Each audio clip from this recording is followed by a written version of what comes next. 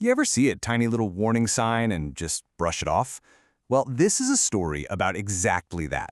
It's about a picture-perfect family day trip that suddenly flips into this terrifying race for survival. And it all hinges on one small detail they chose to ignore. We ignored it as it was very light. These few words, they are the absolute key to this entire story. It's such a simple, innocent-sounding decision, but one that's about to lead to some seriously scary consequences. Just keep that sentence in mind. All right, so let's set the scene. Picture a perfect afternoon. You're out with your family, maybe you're in a brand new car, feeling good, and you're heading to a place that sounds like the best of both worlds. Peace and adventure. An old, isolated temple just outside of Bangalore. So here are the details. You've got 4 family members. They get to this pretty remote spot kind of late in the day, around 4 p.m. The goal? To check out this historic statue that's up on a hill. So you've got 2 key ingredients here, isolation and a real sense of adventure. It's the perfect recipe for an unforgettable day, just not in the way they were expecting. The moment they arrive, the temple caretaker gives them a little tip. He's basically like, hey, you better get moving up that hill because you're running out of daylight. So right away, there's this little bit of urgency, you know? A race against the sun is on. So as they start their climb, that feeling of adventure is just building. It's an off-road path, feels untouched. They even find some cool caves along the way. But right in the middle of all this excitement, they see the very first sign that something isn't quite right. They notice a light smoke just kind of coming out of the grass. And it's one of those things that's so easy to dismiss, isn't it?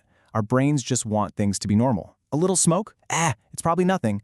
So that's what they do. They see it, they clock it, but because it was, in their own words, very light, they make that crucial decision to just keep on climbing.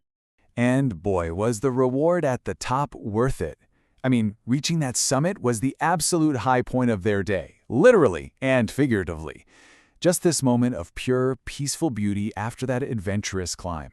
What they got was this incredible 360-degree view right as the sun was setting. And they did exactly what any of us would do. Snapped a bunch of photos, even video called their parents to show them the view. They even took 5 minutes to just sit and meditate. I mean, it's the definition of serene. But that peaceful moment, yeah, it was about to get completely shattered. As they started heading back down around 6 p.m., the whole vibe shifts from idyllic to downright dangerous. And it happens in just a few minutes. Remember that light smoke they just walked right past on the way up? Well, on the way down, it wasn't light, and it wasn't just smoke anymore. That tiny little warning sign they dismissed had exploded into a real, full-on fire. And this is where the real panic must have set in.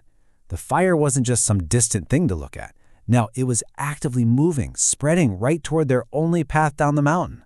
Their escape route was literally going up in flames. So what do you do in that situation? The fire is pretty much right in front of you. Do you turn around and go back up the hill into the darkness? Or do you take a massive risk and try to push through the fire? I mean, that is a terrifying choice to have to make. So what happened next is this incredible mix of just pure dumb luck and a really, really fascinating human reaction to staring death right in the face.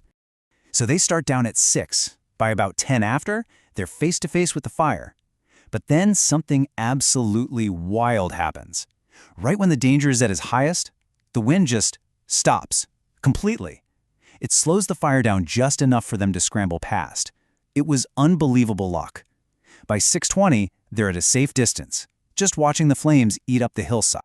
Okay, but here's where the story takes a truly bizarre turn. Their reaction after they escape. You'd think they'd be panicking, just trying to get out of there as fast as possible. But no, instead, they just felt lucky.